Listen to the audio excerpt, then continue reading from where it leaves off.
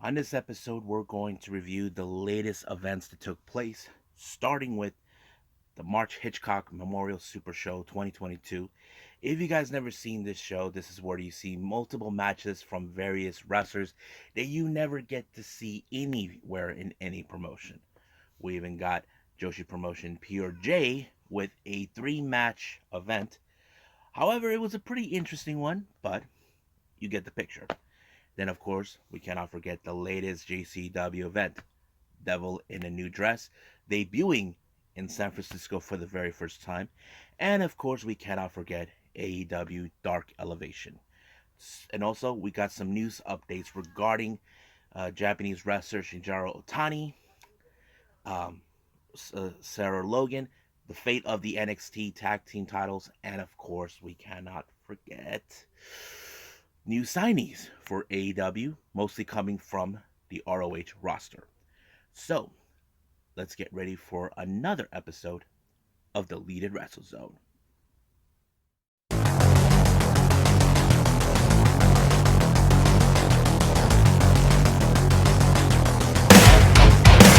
you ready?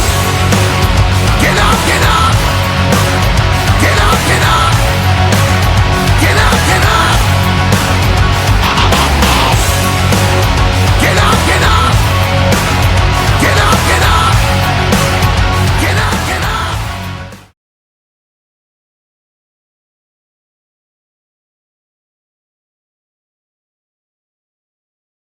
Welcome everybody to the Deleted Wrestle Zone, all things that is pro wrestling with AEW, NXT, New Japan Pro Wrestling, Impact Wrestling, the National Wrestling Alliance, various promotions, wrestlers, matches, and championships.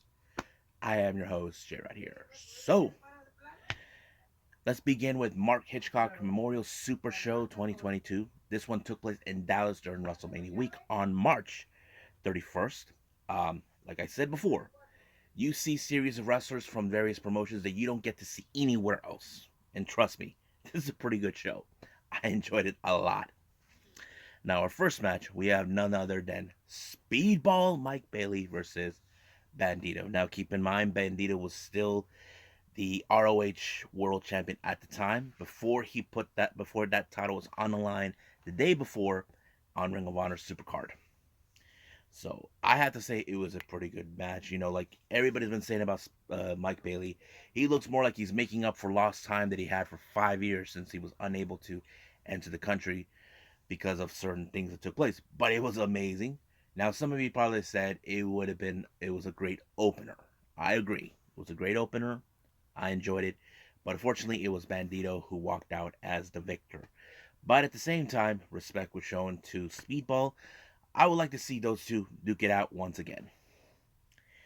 Next up, we got Mia Yim, who is back in wrestling. We haven't seen her for quite some time.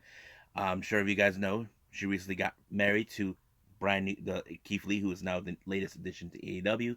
Some of you probably say, "Oh, we're gonna see her in AEW." We don't know if that's what she wants to do. But her opponent is none other than former WWE superstar Amber Moon, now goes by Athena. Now, I didn't know what to expect from this match one way or the other, but there was some moments where Athena was trying to, how do I say, downplay the match, try to pretend that time out, time out. Nope, it didn't work. But luckily, Mia Yim doesn't seem like she hasn't missed a step. I don't know if she's been in training since being released from WWE, but it was great to see her, and she picked up a very good match. Hopefully, we get to see her again somewhere else.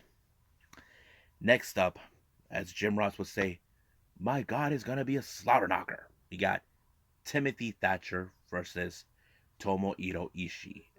I have to say, this is one of those brutal matches. Now, you guys know Timothy Thatcher. He loves to fight. When it comes to Tomohiro Ishii, the dude, he's beyond anything else. He's like, that's why they call him the Stone Pitbull, for Christ's sakes. But you know how he gets when he gets chopped. He's in the trance and he expects you to hit harder. And that works. But unfortunately, his little lariat onto Thatcher gave him the advantage to win the entire match. Now, this next match is a very, very unusual one. I have seen matches involving husbands and wives, but the stipulation of the match, or should I say the type of match that it was been set upon. Dirty Dishes match. Yeah, this is between John Morrison, who I was during this time was calling himself Johnny WrestleCon, taking on his wife, Tail Valkyrie. So basically, it's more like who's gonna do the dishes. But from my prying eyes, I can see that Johnny does not want to do the dishes. And trust me, that's how it is. You see a lot of the dishes stuff, like dirty um, cups, all of that, and also that little bakery sheet, that sort of thing. I thought it was crazy. But not to mention, Barrow brought a sink from the kitchen. I'm like, oh my goodness. But fortunately, Taya Valkyrie overturned it and really got her win against her husband. But of course, they kissed and make up. Now, the next thing we see, we had a surprise visit from Japanese legend and of course everybody's favorite wrestler to enjoy, Yushin Thunder Liger. Yes, he was there, not wrestling, but there to say hi to all the wrestling fan base. I mean, man, he looks great. I haven't seen him for a while, but he has been making appearances as commentators for New Japan and possibly doing TV shows down in Japan. Now, next up, we have an amazing six-man tag match. We have team number one, the Rev Pro Undisputed British Cruiserweight Champion Michael Oku, teaming up with other cruiserweights. We got the AAA Cruiserweight Champion Laredo Kid and Ray Horace. I have to say, this is, to me, I feel like this is the dream cruiserweight team, in my opinion. Next up, we got the Walking Weapon, Josh Alexander, the Inedible Ace Austin, and we cannot forget Black Taurus. These guys who represent, of course, TNA. I didn't mean Impact Wrestling. I thought it would have been great. Now, however, you probably would have thought in the back of your minds. You look at guys like the Walking Weapon. Dude is the beast. Same thing with Black Taurus, and Ace Austin has some great ways being a cruiserweight. But unfortunately, it was Michael Oku who picked up the victory with submission tactics. I'm like, whoa, that is pretty cool. So he picked up the victory for his team. Next up, we got, of course, the King, Minoru Suzuki, taking on Biff Busick. Now, before this particular match, those who know or don't know, that very same day, Biff Busick had another match before that, and it was against Jon Moxley, a brutal one. He still had the bandage on, but you know how Minoru Suzuki is. He exploits a weakness and he uses that against his opponent. And that kind of plays out. Yes, he was bleeding, but not much like what happened at Bloodsport. But it was a pretty good match, but unfortunately, he ended up on the wrong end of the Gotch style power driver. They kind of ended in that way for him. So, it was a good match. Not to mention, I knew this was going to be a good one. Now, the next one. This one is a very unusual match for me, but we have a 10-man tag. But I'm willing to admit the match wasn't, to me, good enough. But one of the teams was amazing to pick. Now let's look at the teams. We have team number one, which is led by PCO. Team PCO, actually.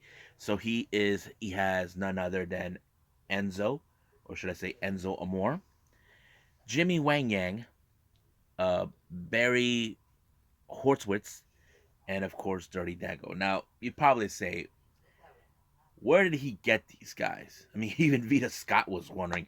She doesn't consider this as a solid tag team because they're different. We would have expected guys who were meaner, to get that type of thing.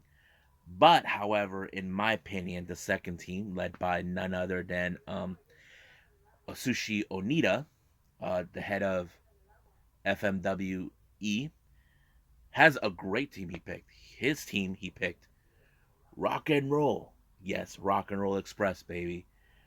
Ricky Morton and Robert Gibson. I have to say, what a great pick.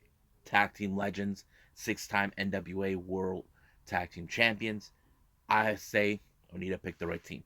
But his next person who he picked is the flamboyant New Japan star, Juice Robinson. I was like very happy with that. I did not anticipate that, but it was great. But the next opponent, well, if you guys know, Ian Riccaboni, who was doing the commentary in the show, he was happy. He completely lost control of himself. His opponent, the last member of the team that Onita picked, is boom boom, Colt Cabana, boom boom, Colt Cabana, boom boom.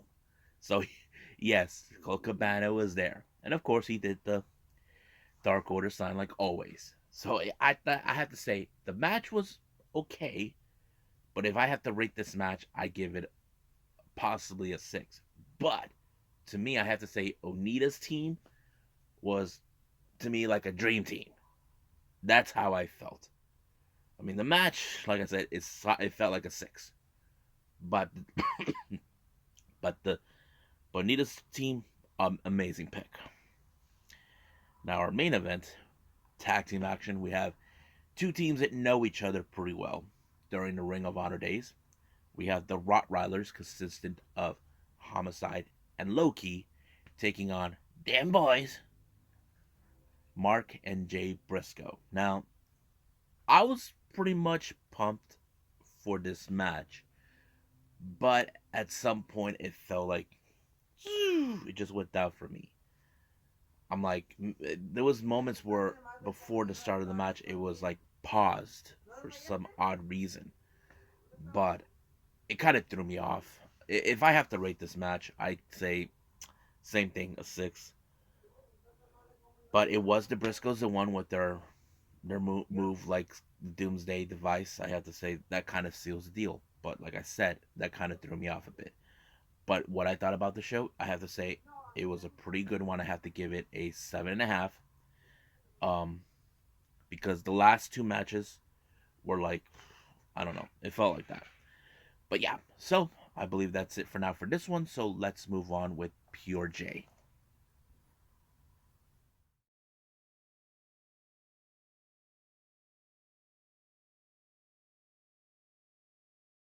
Okay, so we got Yoshi Promotion Pure J.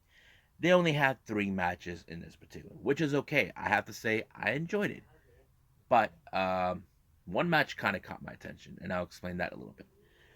The first match we have Kreia versus Kazuki. Now I don't know much what they were doing, but I can see from what I witnessed, they had this thing where something was in 3 envelopes, so each person had a pick. So I think it felt more like a special weapons type match, but there was 3. However, you have Kreia who has like something like similar to that one cartoon. I can't bring my head to say it, and the other was more like knee pads that Kazuki used. However, the third weapon, well, that one was later laid upon the special enforcer Akari. Yeah, so Akari was a special enforcer with the fan, but I was like wondering what in the world is she gonna do with it. There was a moment where certain things that Akari did not like. Let's say we try to do a leg lock. It's like, nope, that's bad juju. So that kind of went down. It was so funny the way she's like whacking people. Don't do that. Nope, don't do that. That sort of thing. I just laughed my butt off. So it was just too funny.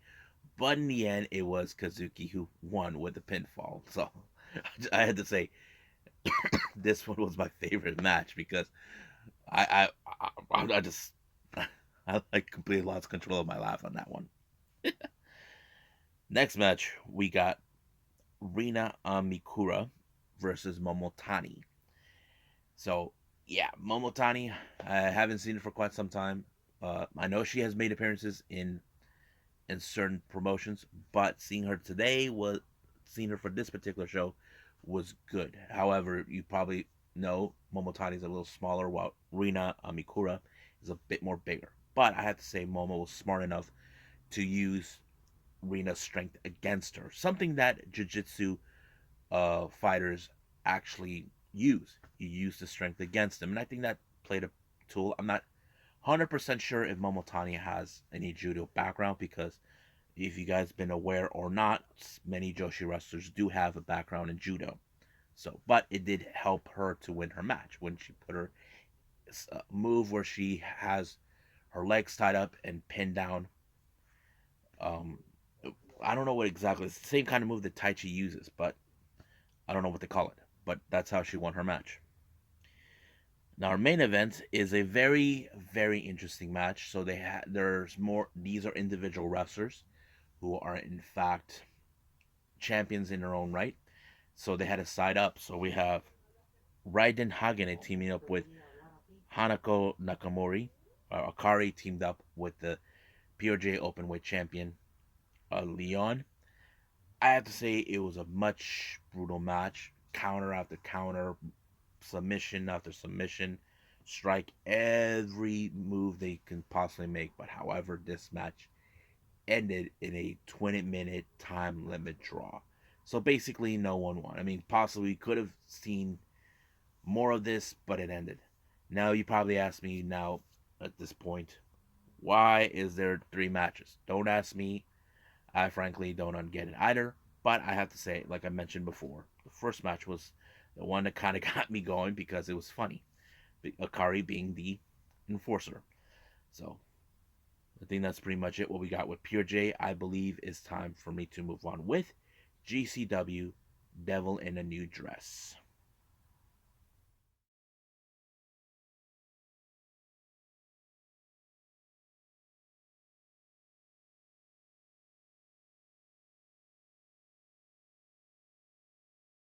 Ooh, ready then.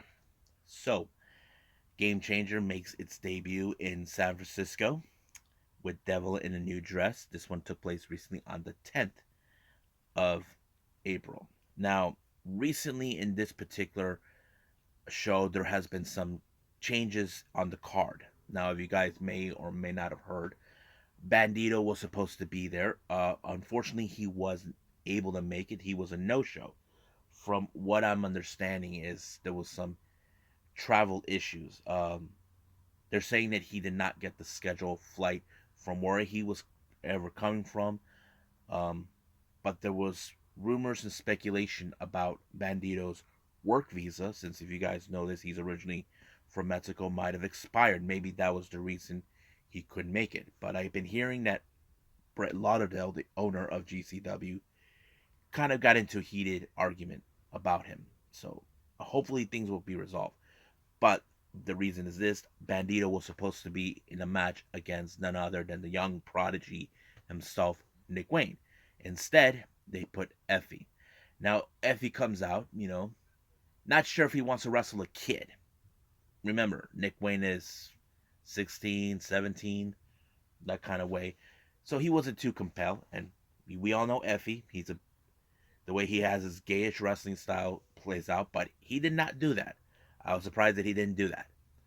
But however, a lot of things were on Effie's mind, but he did win the match. But the one thing that was on Effie's mind is Double J Jeff Jarrett. He's looking for him. He wants to have another match with him. But I highly doubt that Jeff Jarrett is going to give him that match because, he doesn't want nothing to do with him one way or the other. So we'll see about that. Next match, we have Young, Dumb, and Broke Jordan Oliver, who's also one of the young pillars of GCW, taking on Jack Cartwheel. I have to say, it was a very interesting match because these two guys are kind of like cruiserweight types, cruiserweight type wrestlers, and I think it kind of plays out. But unfortunately, it was Jordan Oliver that walked out the victor when he pinned Jack Cartwheel, giving him a good solid victory. Next match, we got Kid Bandit taking on Alley Catch. Now, Kid Bandit, he plays as smart. People would say he's a smart ass. Try to play some not dirty tactics, but more tricks that could help him win. But fortunately, the old saying: "Fool me once, shame on me. Fool me once, shame on you. Fool me twice, shame on me." That sort of thing. So that kind of tells that whole thing. Basically, Alley Catch caught on to that. But unfortunately, Kid Bandit ended up in a submission and had no other choice but to tap out, giving Alley Catch the win. Or was it a pinfall? I Can't remember that much. Next up, we got, of course, Natives of the Bay. We have Midas Creed taking on Titus Alexander. But if you guys have been following these two guys, they've been wrestling with West Coast Pro. Titus Alexander is the bit of the mean streak of this match. As you know, he tries to prove that he's a much bigger star than anybody in the wrestling business in the East Coast. And of course, he took that attitude with them in LA fights in the past. But this was more of an LA fight exhibition showcase match. But unfortunately, Titus Alexander walked out as the victor on this one with his attitude. Next up, we got the South Pacific Savages, consistent of Journey Fatu, who is Jacob Fatu's brother, I believe, and Juicy Finau. However, in this particular match, we were supposed to have Jacob Fatu, but once again, he was unable to make it due to travel issues. Not a whole lot of information has been told about that, but hopefully we do find out. Their opponents is none other than, of course, Second Gear Crew. Well, let me stop myself there. I forgot. The partner that South Pacific Savages got is native of the Bay, D Rogue. I have to say he did pretty good job being part of it. But their opponents is Second Gear Crew, consistent of Matthew Justice, the Southern Psycho Mance Warner, and of course Black Death, AJ Gray. I have to say it was one of the most intensified matches. Using all sorts of toys. But the common thread in this match is Juicy for now because Juicy's big. You know how he is. So basically, even all three members of Second Gear Crew tried to wipe him out, but no avail. But of course, you know, they actually put him through a door that sealed the deal. But however, it did not work because he's too big. So the person that actually took the fall, thank you, D Rogue, it was him. So everybody took out D Rogue and pinned him instead, and it allowed for just a Second Gear Crew to win. However, the South Pacific Ravagers, along with D Rogue, had a standing ovation, but the Savages decided, sorry, pal, you're no member, but you lost the match. That sort of thing. Now, our next match we have is the Dark Sheik with Boyo Del Mar taking on the bad boy, Joey Janela. Now, Joey Janela, as you know, he's becoming a prick ever since then when he turned on Sean Waltman, aka X Pac. I have to say he was really being obnoxious. He punched Boyo Del Mar. Disrespectful. But Dark Sheik, I have to say, had that attitude, never say die type of attitude. No matter what Joey Janela did, nothing works. Basically, everything he knows that he can use that help him win the match to make sure that Dark Sheik stays down did not work. She has the attitude, never say die. Luckily, Poyo did help, but unfortunately, it was Dark Sheik that put Joey Janela through the table and through the door and sealed the deal for her to win the match. So think twice, Joey Janela. Now, some interesting good news coming from the show. Apparently, they announced that they are returning to the Bay on Sunday, July 17th. I'm excited. I'm sure everybody in San Francisco are excited. So I'm still waiting on them to come to San Diego, because we know that there was that little matchup they had with Fist Combat, who were the gatekeepers of San Diego. But we'll see that day when it comes. Now, our main event, we have once again Speedball Mike Bailey taking on the King, Minoru Suzuki. I have to say, what an interesting match. I have to say, I was blown away. Speedball Mike Bailey, like I said, he's been catching up what he missed throughout the entire 5 years since he was banned from entering the country. I have to say it was amazing. However, Minoru Suzuki and people calling him Murder Grandpa.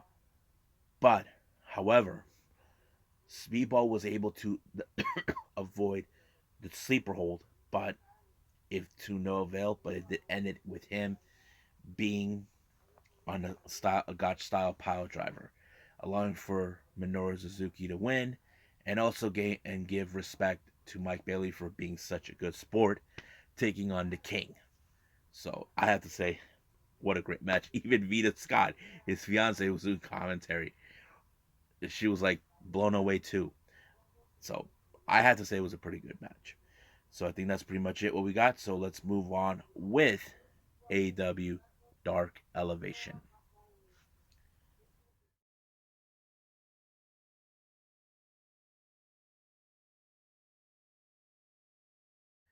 Okay, so our last review we're gonna have is AEW Dark Elevation.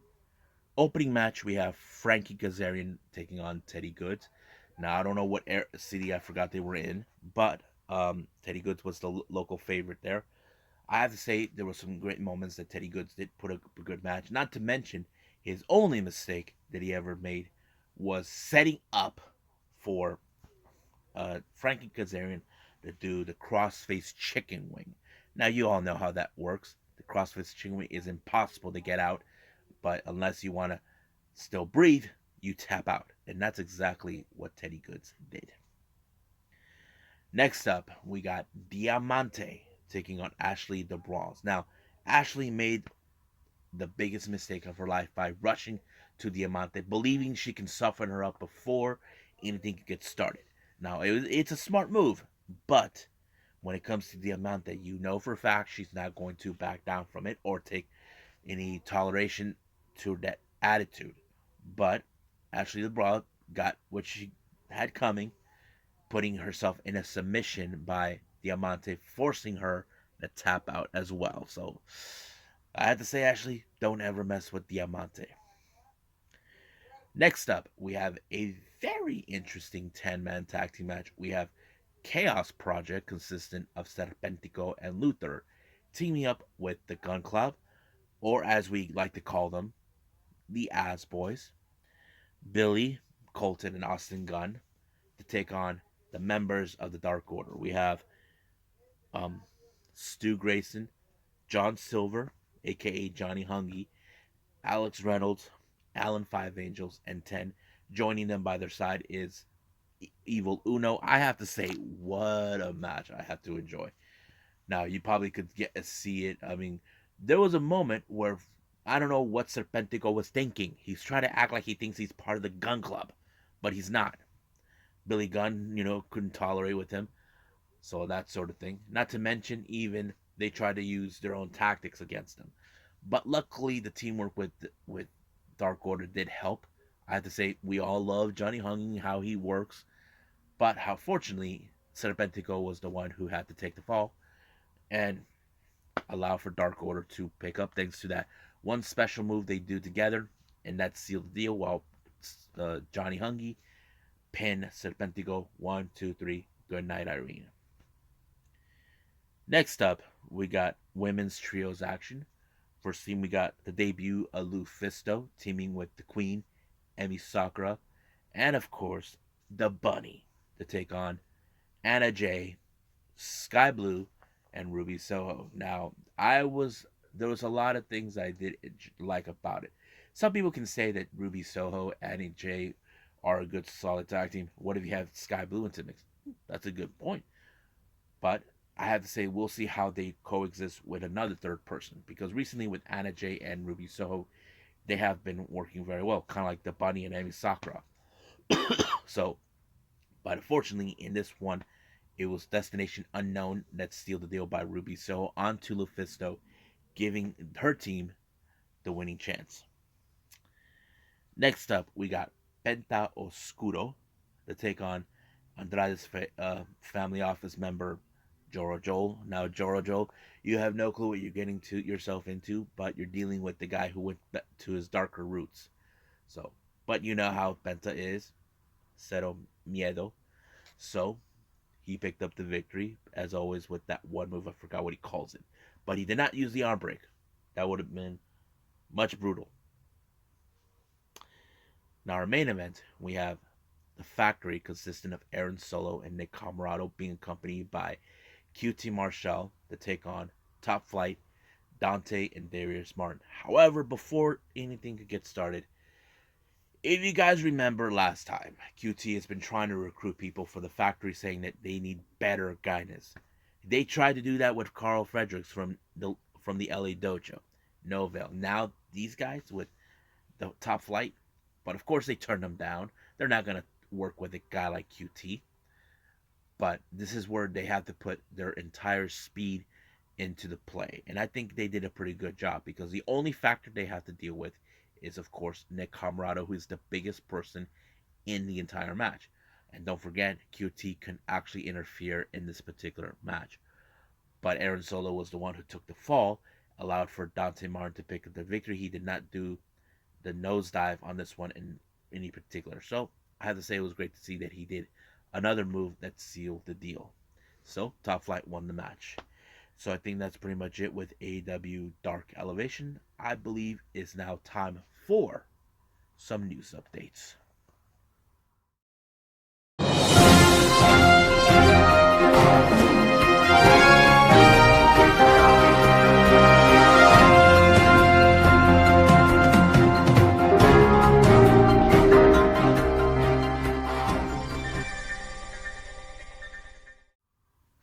Well, welcome to some news updates here.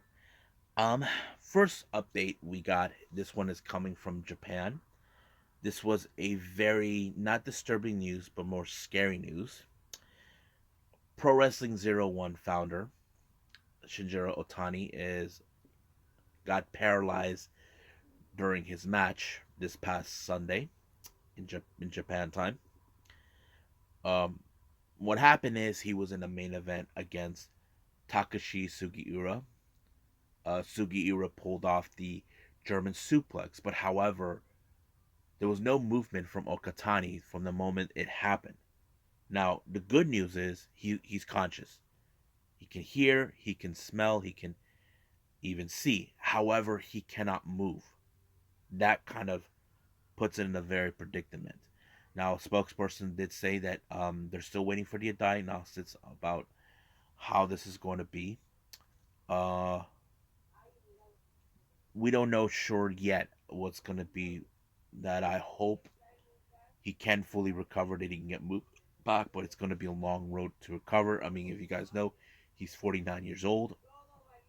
Hopefully, we can get a positive way for Otani. I have to say, it's scary hearing what happened, but in the wrestling business, every wrestler knows what they got themselves into, and that's something that we could understand.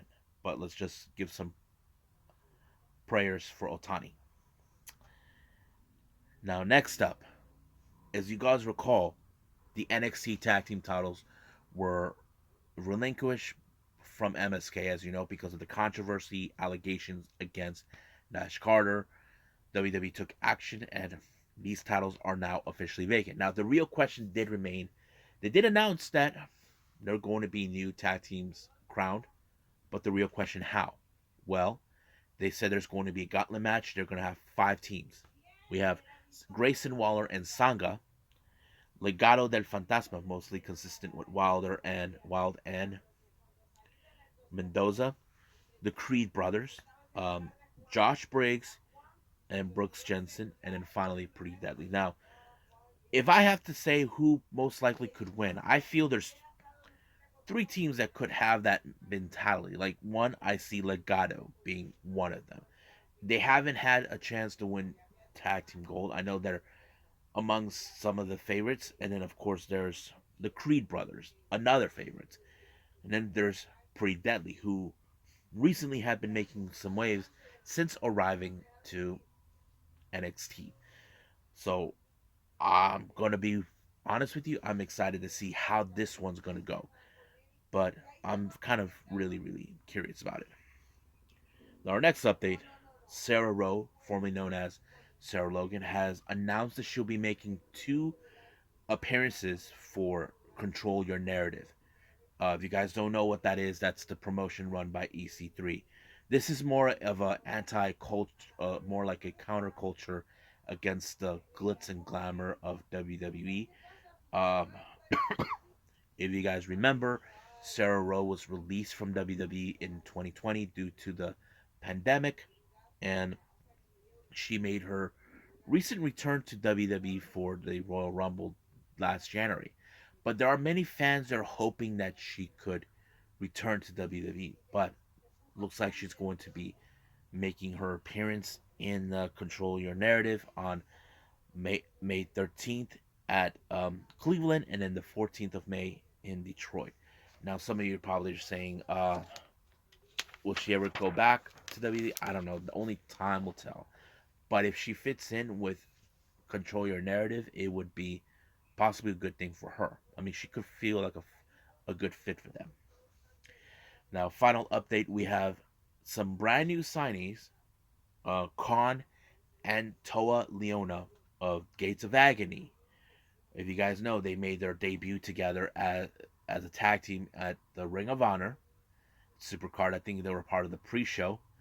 They teamed up with Tully Blanchard for the Tully Blanchard Enterprises. So now it appears they're now all elite, but they will be mostly be participating in the Ring of Honor roster. Now, probably you're saying why they're all elite. Well, AEW owns Ring of Honor, and that kind of fits in. But we could see them go to either Dynamite or any of the AEW shows they have. So that is something we can truly, truly expect. And I think that's pretty much it what we got. So I believe it's time to call it a day. Well, I hope everybody enjoys this episode, me reviewing um, Game Changer Wrestling, PRJ, and of course the Super Show, and of course AEW Dark Elevation. Coming up, we got ICW No Holds Barred, um, NWA Power, AEW Dark, and of course NXT 2.0. Now, I'm really curious in NXT 2.0 to see who's going to win the NXT Tag Team title since they were relinquished from MSK, but there's still the word where we don't know what Wesley's going to do now that Nash Carter has been released from the company. So we'll find out more about that. But right now, let's just get excited for the next episode. But if there's any news updates regarding what's going on with Otani, I will put that soon as possible. But I think that's pretty much it. So I'll see you guys in the next DWZ time. Same DWZ channel. I must bid all of you adieu. So goodbye. Mwah, and have a nice day. Bang.